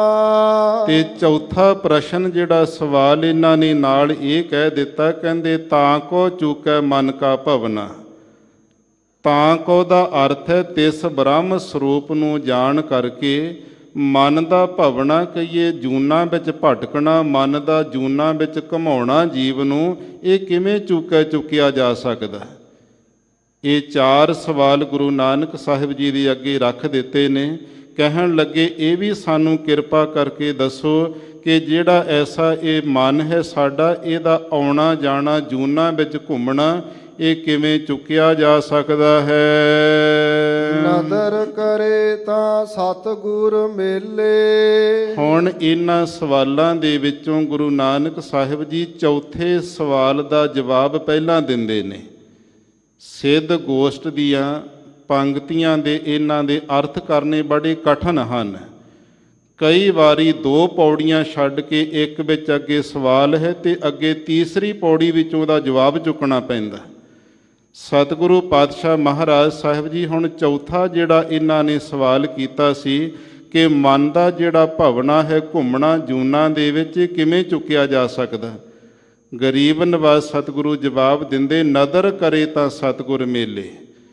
ਭਾਈ ਜਦੋਂ ਅਕਾਲ ਪੁਰਖ ਪਰਮਾਤਮਾ ਵਾਹਿਗੁਰੂ ਜੀਵ ਤੇ ਆਪਣੀ ਮਿਹਰ ਦੀ ਨਦਰ ਪਾ ਦਿੰਦਾ, ਕਿਰਪਾ ਦੀ ਦ੍ਰਿਸ਼ਟੀ ਪਾਉਂਦਾ ਹੈ ਪਰਮਾਤਮਾ, ਤਾਂ ਫਿਰ ਪੂਰੇ ਸਤਿਗੁਰਾਂ ਦੇ ਨਾਲ ਮੇਲੇ ਜੀਵ ਨੂੰ ਮਿਲਾ ਦਿੰਦਾ। ਪੂਰਾ ਗੁਰੂ ਪਰਮਾਤਮਾ ਦੀ ਕਿਰਪਾ ਤੋਂ ਬਿਨਾਂ ਨਹੀਂ ਮਿਲਿਆ ਕਰਦਾ। ਜਿਹੜੇ ਹਾਲੇ ਗੁਰੂ ਵਾਲੇ ਨਹੀਂ ਬਣੇ, ਸਮਝ ਲਓ ਪਰਮਾਤਮਾ ਦੀ ਕਿਰਪਾ ਤੋਂ ਵੀ ਖਾਲੀ ਤੁਰੇ ਫਿਰਦੇ ਨੇ। ਤੇ ਇਸ ਲਈ ਜਦੋਂ ਪਰਮਾਤਮਾ ਵਾਹਿਗੁਰੂ ਨਦਰ ਕਰਦਾ, ਮਿਹਰ ਦੀ ਕਿਰਪਾ ਦੀ ਦ੍ਰਿਸ਼ਟੀ ਪਾਉਂਦਾ, ਪੂਰੇ ਗੁਰੂ ਨਾਲ ਜੀਵ ਨੂੰ ਮਿਲਾ ਦਿੰਦਾ ਹੈ। ਤਾਂ ਨਿਜ ਕਰ ਵਾਸਾ ਇਹੋ ਮਨ ਪਾਏ। ਫਿਰ ਗੁਰੂ ਦਾ ਕੀ ਕਰਮ ਹੈ। ਗੁਰੂ ਨੇ ਉਪਦੇਸ਼ ਦੇਣਾ ਹੈ ਜੀਵ ਨੂੰ। ਗੁਰੂ ਦੇ ਉਪਦੇਸ਼ ਦੀ ਕਮਾਈ ਕਰਕੇ ਇਹ ਜਿਹੜਾ ਮਨ ਹੈ ਨਿਜ ਘਰ ਦੇ ਵਿੱਚ ਵਾਸਾ ਪਾ ਲੈਂਦਾ। ਆਪਣੇ ਸਰੂਪ ਰੂਪੀ ਘਰ ਦੇ ਵਿੱਚ, ਮਹੱਲ ਦੇ ਵਿੱਚ ਜਾ ਕੇ ਮਨ ਵਸ ਜਾਂਦਾ, ਮਨ ਟਿਕ ਜਾਂਦਾ ਹੈ। ਮਨ ਦੀ ਸਥਿਤੀ ਹੁੰਦੀ ਜਦੋਂ ਪਰਮਾਤਮਾ ਦੀ ਕਿਰਪਾ ਤੇ ਗੁਰੂ ਦਾ ਮਿਲਾਪ ਹੋ ਜਾਵੇ। ਇਹ ਚੌਥਾ ਜਿਹੜਾ ਸਵਾਲ ਇਹਨਾਂ ਸਿੱਧਾਂ ਨੇ ਕੀਤਾ ਗੁਰੂ ਨਾਨਕ ਸਾਹਿਬ ਜੀ ਦੇ ਅੱਗੇ, ਉਹਦਾ ਸਤਿਗੁਰੂ ਜੀ ਜਵਾਬ ਦਿੰਦੇ ਹਨ। ਆਪੈ ਆਪ ਖਾਏ ਤਾਂ ਨਿਰਮਲ ਹੋਵੈ। ਜਦੋਂ ਇਹ ਜੀਵ ਗੁਰੂ ਦਾ ਉਪਦੇਸ਼ ਸੁਣ ਕਰਕੇ ਫਿਰ ਆਪੈ ਆਪ ਖਾਏ। ਆਪੈ ਦਾ ਅਰਥ ਆਪਣੇ ਆਤਮਾ ਸਰੂਪ ਦਾ ਗਿਆਨ ਪਾਵੇ। ਗੁਰੂ ਕੋਲੋਂ ਪਹਿਲਾਂ ਗਿਆਨ ਸੁਣਨਾ ਪਵੇਗਾ ਗੁਰੂ ਤੋਂ।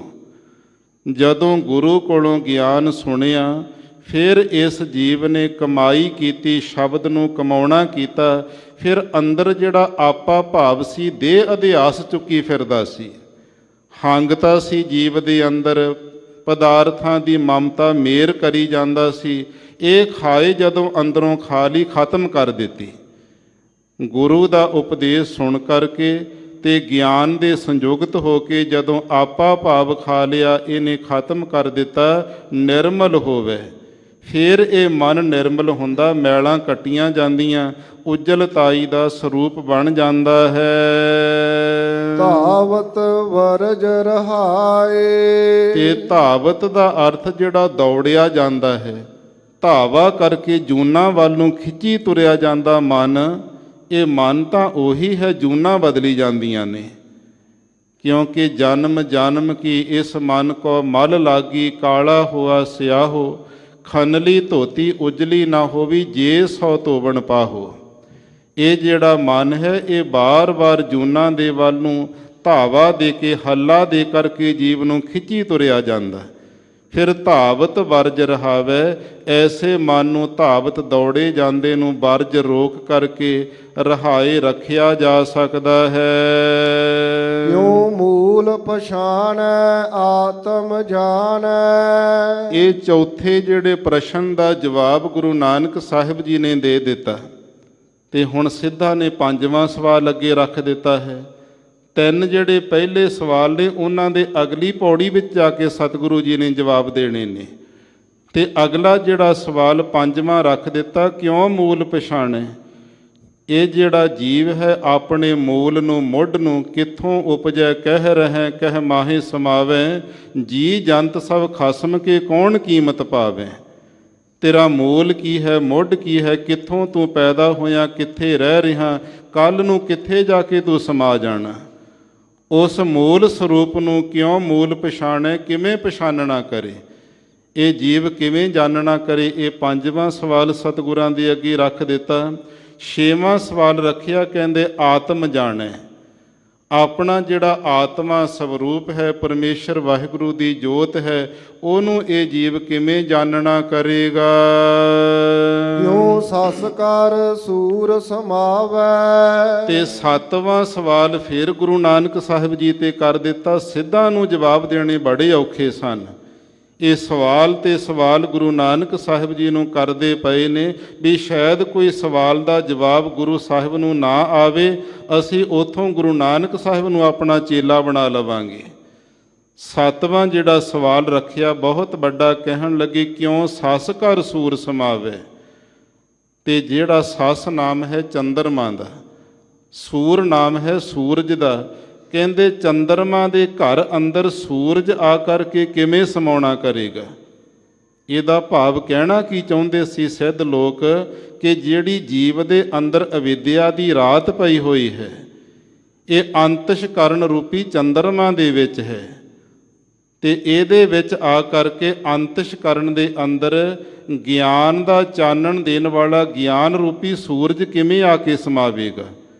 ਅਗਿਆਨੀ ਬੰਦੇ ਨੂੰ, ਬੇਸਮਝ ਬੰਦੇ ਨੂੰ ਗਿਆਨ ਕਿਵੇਂ ਹੋਵੇਗਾ। ਇਹ ਸੱਤਵਾਂ ਸਵਾਲ ਸਤਿਗੁਰਾਂ ਦੇ ਉੱਪਰ ਕੀਤਾ ਹੈ। ਗੁਰਮੁਖ ਹੋਮੈ ਵਿੱਚੋਂ ਖੋਵੈ। ਸਤਿਗੁਰੂ ਜੀ ਹੁਣ ਸਭ ਤੋਂ ਪਹਿਲਾਂ ਸੱਤਵੇਂ ਪ੍ਰਸ਼ਨ ਸਵਾਲ ਦਾ ਜਵਾਬ ਦੇਣ ਲੱਗੇ ਨੇ। ਕਹਿੰਦੇ ਸਿੱਧ ਨਾਥੋ ਗੁਰਮੁਖ ਹੋਮੈ ਵਿੱਚੋਂ ਖੋਵੈ। ਜਦੋਂ ਕੋਈ ਗੁਰੂ ਦਾ ਸਿੱਖ ਬਣ ਜਾਵੇ, ਗੁਰੂ ਦੇ ਮੁਖ ਤੋਂ ਬਚਨ ਸੁਣੇ, ਉਪਦੇਸ਼ ਸੁਣੇਗਾ, ਉਹਦੀ ਫਿਰ ਕਮਾਈ ਕਰਨੀ ਕਰੇਗਾ। ਗੁਰੂ ਦੇ ਬਚਨਾਂ ਨੂੰ, ਸ਼ਬਦ ਨੂੰ ਕਮਾ ਕਰਕੇ ਅੰਦਰੋਂ ਆਪਣੀ ਜਿਹੜੀ ਸੂਖਮ ਤੇ ਸਥੂਲ ਦੋ ਤਰ੍ਹਾਂ ਦੀ ਹਉਮੈ ਖੋ ਲਵੇਗਾ, ਦੂਰ ਕਰ ਦੇਵੇਗਾ। ਕੋ ਨਾਨਕ ਸਹਿਜ ਸਮਾਵੈ। ਤਾਂ ਸਤਿਗੁਰੂ ਪਾਤਸ਼ਾਹ ਜੀ ਕਹਿੰਦੇ ਸਹਿਜੇ ਨਿਰਜਤਨ ਹੀ ਐਸੀ ਜਿਹੜੀ ਅਵਿਦਿਆ ਰੂਪੀ ਰਾਤ ਹੈ, ਉਹ ਚੰਦਰਮਾ ਹੈ, ਅੰਤਸ਼ਕਰਨ ਰੂਪ ਚੰਦਰਮਾ ਕਰਕੇ ਉਸ ਦੇ ਵਿੱਚ ਸਹਿਜ ਗਿਆਨ ਰੂਪੀ ਜਿਹੜਾ ਐਸਾ ਸੂਰਜ ਹੈ ਆ ਕੇ ਸਮਾ ਜਾਵੇਗਾ। ਭਾਈ ਗੁਰਮੁਖ ਬਣ ਕਰਕੇ ਹਉਮੈ ਦੂਰ ਕਰੀਦੀ ਹੈ, ਫਿਰ ਗੁਰੂ ਦੀ ਕਿਰਪਾ ਨਾਲ ਸ਼ਬਦ ਦੀ ਕਮਾਈ ਕਰਕੇ ਅਵਿਦਿਆ ਦੀ ਰਾਤ ਚੁੱਕੀ ਜਾਂਦੀ, ਚਾਨਣ ਹੋ ਜਾਂਦਾ। ਸਾਸ ਜਿਹੜਾ ਚੰਦਰਮਾ ਅੰਤਸ਼ਕਰਨ ਹੈ, ਉਹਦੇ ਵਿੱਚ ਗਿਆਨ ਰੂਪੀ ਸੂਰਜ ਦਾ ਸਮਾਉਣਾ ਹੁੰਦਾ ਹੈ। ਇਹੋ ਮਨ ਨਿਹਚਲ ਹਿਰਦੈ ਵਸੀਲੇ। ਹੁਣ ਇੱਥੇ ਪਹਿਲਾ ਸਵਾਲ ਜਿਹੜਾ ਸੀ 64ਵੀਂ ਪੌੜੀ ਦੇ ਆਰੰਭ ਵਿੱਚ, ਉਹ ਕੀ ਸਵਾਲ ਕੀਤਾ ਸੀ? ਇਹੋ ਮਨ ਮੈਂਗਲ ਕਹਾਂ ਬਸੀਅਲੇ। ਗੁਰੂ ਨਾਨਕ ਸਾਹਿਬ ਇਹ ਦੱਸੋ, ਜਿਹੜਾ ਇਹ ਮੈਂਗਲ ਹਾਥੀ ਸਾਡਾ ਮਨ ਹੈ, ਇਹ ਕਿੱਥੇ ਜਾ ਕਰਕੇ ਬਸਣਾ ਕਰਦਾ ਹੈ? ਸਤਿਗੁਰੂ ਉਹਦਾ ਜਵਾਬ ਜਿਹੜਾ ਅਗਲੀ ਪੌੜੀ ਦੀ ਆਰੰਭਤਾ ਵਾਲੀ ਪੰਕਤੀ ਵਿੱਚ ਦਿੰਦੇ ਨੇ, ਇਹੋ ਮਨ ਨਿਹਚਲ ਹਿਰਦੈ ਵਸੀਅਲੇ। ਇਹ ਜਿਹੜਾ ਮਨ ਰੂਪੀ ਸਾਡਾ ਹਾਥੀ ਹੈ, ਇਹ ਹਿਰਦੇ ਦੇ ਅੰਦਰ ਨਿਹਚਲ ਦਾ ਅਰਥ ਅਚਲ ਹੋ ਕਰਕੇ ਬਸਦਾ ਹੈ। ਜਦੋਂ ਮਨ ਟਿਕ ਜਾਂਦਾ, ਨਿਹਚਲ ਹੋ ਜਾਂਦਾ, ਅਚਲ ਹੋ ਜਾਂਦਾ, ਚੱਲਣ ਤੋਂ ਰਹਿਤ ਹੈ, ਇਕਾਗਰ ਹੋ ਜਾਂਦਾ, ਫਿਰ ਇਹ ਮਨ ਹਿਰਦੇ ਦੇ ਵਿੱਚ ਆ ਕਰਕੇ ਟਿਕ ਜਾਂਦਾ, ਇਸਤਤ ਹੋ ਜਾਂਦਾ ਹੈ। ਗੁਰਮੁਖ ਮੂਲ ਪਛਾਨ ਰਹੈ। ਫਿਰ ਸਤਿਗੁਰਾਂ ਤੇ ਸਵਾਲ ਕੀਤਾ ਸੀ ਵੀ ਇਹ ਜਿਹੜਾ ਜੀਵ ਹੈ, ਮੂਲ ਬ੍ਰਹਮ ਸਰੂਪ ਨੂੰ ਕਿਵੇਂ ਪਛਾਨਣਾ ਕਰੇ। ਇਹ ਪੰਜਵਾਂ ਸਵਾਲ ਸੀ ਗੁਰੂ ਨਾਨਕ ਸਾਹਿਬ ਜੀ ਦੇ ਉੱਪਰ। ਪੰਜਵੇਂ ਸਵਾਲ ਦਾ ਜਵਾਬ ਸਤਿਗੁਰੂ ਕਹਿੰਦੇ ਗੁਰਮੁਖ ਮੂਲ ਪਛਾਣ ਰਹਿ। ਜਿਹੜਾ ਭਾਈ ਗੁਰਮੁਖ ਹੈ, ਗੁਰੂ ਦੀ ਸਿੱਖਿਆ ਤੇ ਚੱਲਣ ਵਾਲਾ, ਗੁਰੂ ਦੇ ਬਚਨਾਂ ਨੂੰ ਕਮਾਉਣ ਵਾਲਾ, ਜੋ ਗੁਰ ਕਹੈ ਸੋਈ ਭਲ ਮਾਨੋ, ਹਰ ਹਰ ਕਥਾ ਨਿਰਾਲੀ। ਮੈਂ ਤੇ ਗੁਰੂ ਦੀ ਸਿੱਖਿਆ ਨੂੰ ਮੁੱਖ ਰੱਖ ਕੇ ਚੱਲਣਾ, ਉਹਨੂੰ ਗੁਰਮੁਖ ਕਹਿੰਦੇ ਨੇ। ਗੁਰੂ ਦੀ ਸਿੱਖਿਆ ਤੇ ਚੱਲ ਕੇ ਗੁਰਮੁਖ ਬਣ ਕੇ ਗੁਰੂ ਦੇ ਬਚਨ ਕਮਾ ਕਰਕੇ ਮੂਲ ਪਛਾਣ ਰਹੇ। ਆਪਣਾ ਮੂਲ ਜਿਹੜਾ ਮੁੱਢ ਬ੍ਰਹਮ ਸਰੂਪ ਪਰਮਾਤਮਾ ਵਾਹਿਗੁਰੂ ਹੈ, ਉਹਨੂੰ ਪਛਾਣ ਕਰਕੇ ਜੀਵ ਰਹਿੰਦਾ ਹੈ। ਉਹਦੀ ਪਛਾਣ ਕਰਦਾ ਪਰਮਾਤਮਾ ਵਾਹਿਗੁਰੂ ਦੇ ਸਰੂਪ ਨੂੰ ਪਾ ਲੈਂਦਾ ਹੈ। ਨਾਭ ਪਵਨ ਘਰ ਆਸਨ ਬੈਸੈ। ਦੂਜਾ ਸਵਾਲ ਸਤਿਗੁਰੂ ਪਾਤਸ਼ਾਹ ਨੂੰ ਇਹਨਾਂ ਨੇ ਕੀਤਾ ਸੀ। ਕਹਿੰਦੇ ਸਨ ਕਹਾਂ ਬਸੈ ਇਹੋ ਪਵਨਾ। ਜਿਹੜੇ ਪਵਨਾ ਹਵਾ ਹੈ, ਸਾਡੇ ਸਵਾਸ ਨੇ ਸਰੀਰ ਵਿੱਚ, ਇਹ ਕਹਾਂ ਬਸੈ, ਕਿੱਥੇ ਵਸਦੇ ਨੇ? ਸਵਾਸਾਂ ਦਾ ਕੋਈ ਟਿਕਾਣਾ ਹੋਵੇਗਾ ਸਰੀਰ ਦੇ ਵਿੱਚ?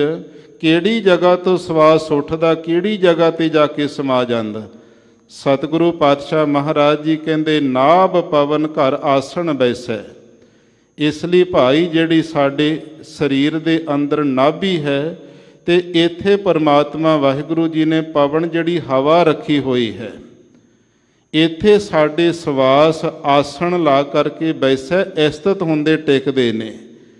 ਸਿਮਰਨ ਕਰਨ ਵਾਲਾ ਅਭਿਆਸੀ ਸੱਜਣ ਕਿਤੇ ਜਦੋਂ ਇਕਾਗਰ ਹੋ ਕੇ ਬੈਠਦਾ ਤੇ ਅੰਦਰੋਂ ਜਦੋਂ ਸਵਾਸਾਂ ਨਾਲ ਸਿਮਰਨ ਕਰਦਾ, ਉਹ ਧਿਆਨ ਲਾ ਕੇ ਵੇਖਦਾ ਸਵਾਸ ਉੱਠਦਾ ਕਿੱਥੋਂ ਹੈ।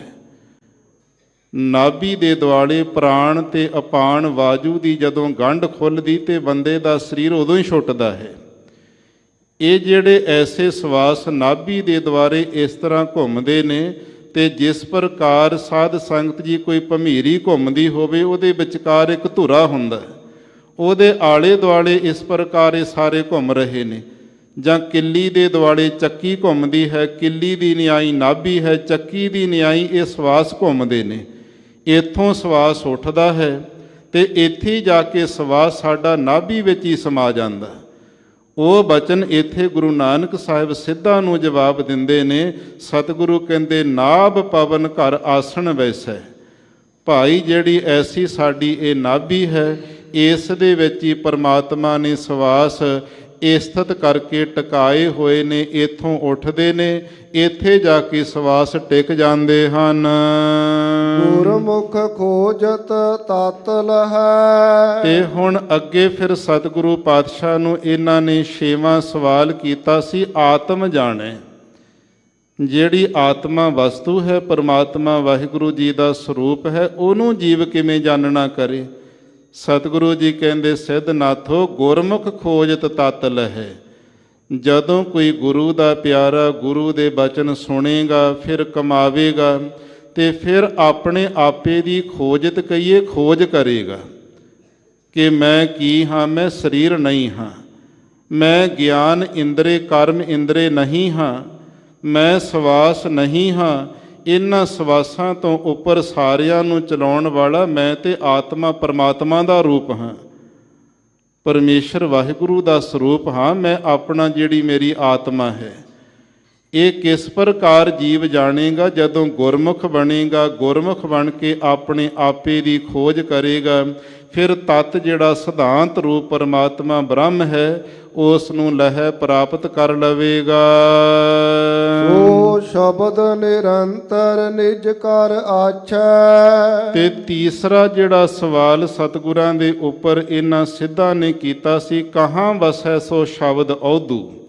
ਹੇ ਔਧੂ ਅਵਧੂਤ ਗੁਰੂ ਨਾਨਕ ਸਾਹਿਬ ਬਰਕਤ ਸਤਿਗੁਰੂ ਜੀ, ਉਹ ਜਿਹੜਾ ਸ਼ਬਦ ਬ੍ਰਹਮ ਜੀ ਦਾ ਜ਼ਿਕਰ ਕਰਦੇ ਹੋ, ਉਹ ਸ਼ਬਦ ਬ੍ਰਹਮ ਕਿੱਥੇ ਜਾ ਕਰਕੇ ਵਸਦਾ ਹੈ? ਉਹਦਾ ਨਿਵਾਸ ਕਿਹੜੀ ਜਗ੍ਹਾ ਤੇ ਹੈ? ਸਤਿਗੁਰੂ ਹੁਣ ਤੀਸਰੇ ਸਵਾਲ ਦਾ ਜਵਾਬ ਦਿੰਦੇ ਨੇ। ਗਰੀਬ ਨਵਾਜ ਗੁਰੂ ਨਾਨਕ ਸਾਹਿਬ ਕਹਿੰਦੇ ਸੋ ਸ਼ਬਦ ਨਿਰੰਤਰ ਨਿਜ ਘਰ ਆਸ਼ੈ। ਉਹ ਜਿਹੜਾ ਸ਼ਬਦ ਬ੍ਰਹਮ ਸਰੂਪ ਪਰਮਾਤਮਾ ਵਾਹਿਗੁਰੂ ਹੈ, ਉਹ ਨਿਰੰਤਰ ਇੱਕ ਰਸ ਨਿਜ ਘਰ ਆਸ਼ੈ, ਤੇ ਨਿਜ ਕਹੀਏ ਆਪਣੇ ਘਰ ਸਰੂਪ ਦੇ ਅੰਦਰ ਹੀ ਆਸ਼ੈ ਸਥਿਤ ਹੋਇਆ ਹੈ। ਸਰੂਪ ਦੇ ਵਿੱਚ ਹੀ ਉਹ ਅਕਾਲ ਪੁਰਖ ਪਰਮਾਤਮਾ ਵਾਹਿਗੁਰੂ ਜਿਹੜਾ ਹੈ ਸ਼ਬਦ ਬ੍ਰਹਮ ਰੂਪ ਹੋ ਕਰਕੇ ਨਿਵਾਸ ਕਰਦਾ ਵਸਦਾ ਹੈ। ਤ੍ਰਿਭਵਨ ਜੋਤ ਸੋ ਸ਼ਬਦ ਲਹੈ। ਜਿਨ੍ਹਾਂ ਨੇ ਗੁਰੂ ਦੇ ਸ਼ਬਦ ਦੀ ਕਮਾਈ ਕਰ ਲਈ, ਗੁਰਮੁਖ ਬਣ ਕੇ ਸਿਮਰਨ ਕਰਦੇ ਨੇ, ਗੁਰੂ ਦੀ ਸਿੱਖਿਆ ਤੇ ਚੱਲ ਕੇ ਸ਼ਬਦ ਦੀ ਕਮਾਈ ਕਰਦੇ ਨੇ, ਉਹ ਤ੍ਰਿਭਵਨ ਜੋਤ ਲਹੈ। ਤਿੰਨਾਂ ਭਵਨਾਂ ਦੇ ਅੰਦਰ ਮਾਤ ਲੋਕ, ਦੇਵ ਲੋਕ ਤੇ ਪਤਾਲ ਲੋਕ, ਤਿੰਨਾਂ ਦੇ ਵਿੱਚ ਹੀ ਪਰਮਾਤਮਾ ਦੀ ਜੋਤੀ ਨੂੰ ਲਹਿ ਲਖ ਲੈਂਦੇ ਨੇ। ਉਹ ਕਹਿੰਦੇ ਨੇ ਜਤਰ ਜਤਰ ਮਨੋ ਜਾਤੀ, ਤਤਰ ਤਤਰ ਬ੍ਰਹਮ ਦ੍ਰਿਸ਼ਟਾਤੀ। ਪਾਣੀਆਂ ਵਾਲੇ ਜੀਵਾਂ ਵਿੱਚ ਵੀ ਪਰਮਾਤਮਾ ਦੀ ਜੋਤ ਤਾਂ ਤੁਰੇ ਫਿਰਦੇ ਨੇ। ਮਨੁੱਖਾਂ ਅੰਦਰ 84 ਲੱਖ ਜੂਨਾਂ ਜਿੰਨੀਆਂ ਧਰਤੀ ਉੱਪਰ ਨੇ, ਇਹ ਵੀ ਉਹਦੀ ਜੋਤ ਕਰਕੇ ਤੁਰਦੀਆਂ ਨੇ। ਦੇਵ ਲੋਕ ਦੀਆਂ ਰੂਹਾਂ ਇਹ ਵੀ ਸਾਧ ਸੰਗਤ ਸੂਖਮ ਸਰੀਰਾਂ ਵਿੱਚ ਨੇ, ਸੂਖਮ ਸਰੀਰ ਵੀ ਉਹਦੇ ਸਹਾਰੇ ਤੁਰਦੇ ਨੇ। ਫਿਰ ਤਿੰਨਾਂ ਦੇ ਵਿੱਚ ਹੀ ਤ੍ਰਿਭਵਨ, ਤਿੰਨਾਂ ਲੋਕਾਂ ਵਿੱਚ ਵਾਹਿਗੁਰੂ ਦੀ ਜੋਤ ਨੂੰ ਲਖ ਲੈਂਦੇ, ਜਾਣ ਲੈਂਦੇ ਹਨ। ਹਾਵੈ ਦੁਖ ਭੂਖ ਸਾਚੇ ਕੀ। ਜੇਕਰ ਕਿਤੇ ਸੱਚੇ ਪਰਮਾਤਮਾ ਦੇ ਨਾਮ ਦੇ ਜਪਣ ਦੀ ਭੁੱਖ ਪੈਦਾ ਹੋ ਜਾਵੇ ਜੀਵ ਦੇ ਅੰਦਰ, ਨਾਮ ਦੀ ਭੁੱਖ ਲੱਗ ਜਾਵੇ, ਮੈਂ ਨਾਮ ਜਪਣਾ, ਮੈਂ ਸਿਮਰਨ ਕਰਨਾ, ਉਹ ਭੁੱਖ ਸਾਰੇ ਦੁੱਖਾਂ ਨੂੰ ਖਾ ਜਾਂਦੀ ਹੈ। ਭਾਵ ਸਿਮਰਨ ਕਰਨ ਦੀ ਜਦੋਂ ਭੁੱਖ ਪੈਦਾ ਹੁੰਦੀ, ਕੋਈ ਸਿਮਰਨ ਕਰਦਾ, ਉਹਦੇ ਸਾਰੇ ਦੁੱਖ ਹੀ ਮਿਟ ਜਾਂਦੇ, ਕੱਟੇ ਜਾਂਦੇ ਹਨ। ਸਾਚੇ ਹੀ ਤ੍ਰਿਪਤਾਸ ਰਹੈ। ਫਿਰ ਸੱਚੇ ਪਰਮਾਤਮਾ ਦਾ ਚਿੰਤਨ, ਸੱਚੇ ਦਾ ਨਾਮ ਸਿਮਰਨ ਅਭਿਆਸ ਕਰਨ ਕਰਕੇ ਜੀਵ ਸਦਾ ਵਾਸਤੇ ਤ੍ਰਿਪਤ ਹੋ ਜਾਂਦਾ ਤੇ ਸਾਰੀਆਂ ਪਿਆਸਾਂ ਉਹਦੀਆਂ ਲੱਥ ਜਾਂਦੀਆਂ ਨੇ, ਤ੍ਰਿਪਤੀ ਹੋ ਜਾਂਦੀ ਹੈ। ਅਨਹਦ ਬਾਣੀ ਗੁਰਮੁਖ ਜਾਣੀ। ਜਿਹੜੀ ਹੱਦ ਤੋਂ ਰਹਿਤ ਗੁਰੂ ਸਾਹਿਬ ਜੀ ਦੀ ਪਾਵਨ ਇਹ ਬਾਣੀ ਹੈ, ਗੁਰੂ ਪਰਮਾਤਮਾ ਦਾ ਨਾਮ ਹੈ, ਨਾਮ ਰੂਪੀ ਬਾਣੀ, ਜਿਹਦੀ ਕੋਈ ਵੀ ਹੱਦ ਨਹੀਂ ਨਾਪੀ ਜਾ ਸਕਦੀ। ਇਹ ਭਾਈ ਗੁਰਮੁਖ ਪਿਆਰਿਆਂ ਨੇ ਜਾਣੀ ਜਾਣਨਾ ਕੀਤੀ। ਅਸੀਂ ਗੁਰਬਾਣੀ ਦੀ ਕਦਰ ਨਹੀਂ ਸਮਝਦੇ। ਜਿਹੜੇ ਗੁਰਮੁਖ ਨੇ ਉਹਨਾਂ ਨੂੰ ਪਤਾ ਗੁਰਬਾਣੀ ਕੀ, ਗੁਰਬਾਣੀ ਸ਼ਕਤੀ ਹੈ। ਜਿੰਨੀ ਬਾਣੀ ਪੜਾਂਗੇ ਓਨੀ ਤਾਕਤ, ਓਨੀ ਸ਼ਕਤੀ ਇਕੱਠੀ ਹੋਈ ਜਾਣੀ ਹੈ। ਇਹ ਗੁਰਮੁਖ ਪਿਆਰਿਆਂ ਨੇ ਜਾਣਿਆ ਵੀ ਜਿਹੜੀ ਇਹ ਬਾਣੀ ਪਰਮਾਤਮਾ ਵਾਹਿਗੁਰੂ ਦਾ ਨਾਮ ਇਹ ਹੱਦ ਤੋਂ ਰਹਿਤ ਹੈ। ਬਿਰਲੋ ਕੋ ਅਰਥਾਵੈ। ਇਸ ਪਾਵਨ ਗੁਰਬਾਣੀ ਦੇ ਜਿਹੜੇ ਅਰਥ ਹਨ ਉਹ ਵੀ ਕਿਸੇ ਬਿਰਲੇ ਨੂੰ ਸੋਝੀ ਸਤਿਗੁਰੂ ਦਿੰਦੇ ਨੇ। ਬਿਰਲਾ ਬਿਰਲਾ ਗੁਰੂ ਦਾ ਪਿਆਰਾ, ਕੋਈ ਟਾਵਾਂ ਟੱਲਾ, ਕੋਈ ਇੱਕ ਅੱਧਾ ਗੁਰਬਾਣੀ ਦੇ ਨਿਰੋਲ ਅਰਥਾਂ ਨੂੰ ਸਮਝਦਾ ਵੀ ਇਹ ਤੇ ਸਾਰੀ ਬਾਣੀ ਹੀ ਬ੍ਰਹਮ ਦਾ ਰੂਪ ਹੈ। ਜੀਵ ਜੇ ਬਾਣੀ ਨੂੰ ਪੜ੍ਹਨਾ ਸਿੱਖ ਲਵੇ, ਗੁਰਬਾਣੀ ਦੇ ਸਹੀ ਅਰਥ ਤੈਨੂੰ ਕਰਨੇ ਆ ਜਾਣ, ਇੱਕ ਦਿਨ ਤੈਨੂੰ ਵੀ ਗੁਰਬਾਣੀ ਬ੍ਰਹਮ ਗਿਆਨੀ ਬਣਾ ਦੇਵੇਗੀ। ਇਹ ਜਿਹੜੀ ਬਾਣੀ ਦੇ ਪਾਵਨ ਅਰਥ ਨੇ ਇਹ ਵੀ ਕਿਸੇ ਵਿਰਲੇ ਗੁਰਮੁਖ ਦੇ ਹਿੱਸੇ ਆਉਂਦੇ ਹਨ। ਨਾਨਕ ਆਖੈ ਸੱਚ ਸੁਭਾਖੈ। ਧੰਨ ਗੁਰੂ ਨਾਨਕ ਦੇਵ ਸਾਹਿਬ ਮਹਾਰਾਜ ਜੀ ਸਿੱਧਾਂ ਦੇ ਪ੍ਰਥਾਏ ਬਚਨ ਉਚਾਰਨ ਕਰਦੇ ਨੇ, ਸੱਚ ਸੋ ਭਾਖੈ। ਭਾਈ ਜਿਹੜੇ ਉਹ ਗੁਰੂ ਦੇ ਪਿਆਰੇ ਸੱਚੇ ਪਰਮਾਤਮਾ ਦੇ ਨਾਮ ਨੂੰ ਸੋ ਭਾਖੈ ਦਾ ਅਰਥ ਪ੍ਰੇਮ ਦੇ ਨਾਲ, ਬੜੇ ਸਤਿਕਾਰ ਨਾਲ, ਆਦਬ ਦੇ ਨਾਲ ਉਚਾਰਨ ਕਰਦੇ ਜਪਦੇ ਹਨ। ਸੱਚ ਰਪੈ ਰੰਗ ਕਬਹੂ ਨਾ ਜਾਵੈ। ਉਹ ਇੱਕ ਦਿਨ ਸੱਚੇ ਪਰਮਾਤਮਾ ਵਾਹਿਗੁਰੂ ਜੀ ਦੇ ਨਾਮ ਰੰਗ ਦੇ ਵਿੱਚ ਰਪੈ ਰੰਗੇ ਜਾਂਦੇ ਨੇ। ਜਿਨ੍ਹਾਂ ਨੂੰ ਨਾਮ ਦਾ ਰੰਗ ਇੱਕ ਵਾਰੀ ਚੜ੍ਹ ਜਾਵੇ, ਕਬਹੂ ਨਾ ਜਾਵੇ, ਮੁੜ ਕੇ ਉਹ ਨਾਮ ਦਾ ਰੰਗ ਨਹੀਂ ਲੈਂਦਾ। ਕਾਇਆ ਕਾਪਰ ਚੀਰ ਬਹੁ ਫਾਰੇ, ਹਰ ਰੰਗ ਨਾ ਲਹੈ ਸੁਭਾਗਾ। ਸਰੀਰ ਤਾਂ ਲੀਰਾਂ ਲੀਰਾਂ ਹੋ ਗਏ, ਬੰਦ ਬੰਦ ਕੱਟੇ ਗਏ, ਨਾਮ ਦਾ ਰੰਗ ਨਹੀਂ ਕੋਈ ਲਾ ਸਕਿਆ। ਐਸਾ ਪਰਮਾਤਮਾ ਵਾਹਿਗੁਰੂ ਜੀ ਦੇ ਨਾਮ ਦਾ ਰੰਗ ਹੈ, ਬੜਭਾਗੀ ਗੁਰਮੁਖਾਂ ਨੂੰ ਪ੍ਰਾਪਤ ਹੁੰਦਾ। ਸੋ ਸਾਧ ਸੰਗਤ ਜੀ, ਇਹ ਦੋ ਪੌੜੀਆਂ ਦੇ ਅੰਦਰ ਇੱਕ ਵਿੱਚ ਗੁਰੂ ਨਾਨਕ ਸਾਹਿਬ ਜੀ ਨੂੰ ਸਵਾਲ ਸਿੱਧਾ ਕੀਤੇ, ਦੂਸਰੀ ਪੌੜੀ ਵਿੱਚ ਸਤਿਗੁਰਾਂ ਜਵਾਬ ਦਿੱਤੇ ਹਨ। ਇੱਥੋਂ ਤੱਕ ਜਿਹੜੀਆਂ ਇਹ 65 ਪੌੜੀਆਂ ਹਨ ਸਿੱਧ ਗੋਸ਼ਟ ਦੀਆਂ ਅੱਜ ਦੀ ਕਥਾ ਵਿੱਚ ਸੰਪੂਰਨ ਹੋਈਆਂ। ਸਤਿਗੁਰੂ ਜੀ ਕਿਰਪਾ ਕਰਨ, ਸੁੰਦਰ ਵਿਚਾਰਾਂ ਸਾਡੇ ਸਭਨਾਂ ਦੇ ਹੀ ਮਨਾਂ ਤੇ ਤਨਾਂ ਵਿੱਚ ਲੀਨ ਹੋ ਜਾਣ, ਜਿਸ ਕਰਕੇ ਲੋਕ ਸੁਖੀਏ ਪਰਲੋਕ ਸਹੇਲੇ ਹੋ ਸਕੀਏ। ਅਗਿਆਤ ਵਸ ਵਿਚਾਰ ਕਰਦਿਆਂ ਅਨੇਕਾਂ ਪ੍ਰਕਾਰ ਦੀਆਂ ਹੋਈਆਂ ਭੁੱਲਾਂ ਚੁੱਕਾਂ ਦੀ ਖੇਮਾ ਬਖਸ਼ਿਓ ਜੀ। ਅਨਹਦ ਬਾਣੀ ਗੁਰਮੁਖ ਜਾਣੀ, ਬਿਰਲੋ ਕੋ ਅਰਥਾਵੈ। ਨਾਨਕ ਆਖੈ ਸੱਚ ਸੁਭਾਖੈ। ਸੱਚ ਰਪੈ ਰੰਗ ਕਬਹੂ ਨਾ ਜਾਵੈ। ਵਾਹਿਗੁਰੂ ਜੀ ਕਾ ਖਾਲਸਾ, ਵਾਹਿਗੁਰੂ ਜੀ ਕੀ ਫਤਿਹ।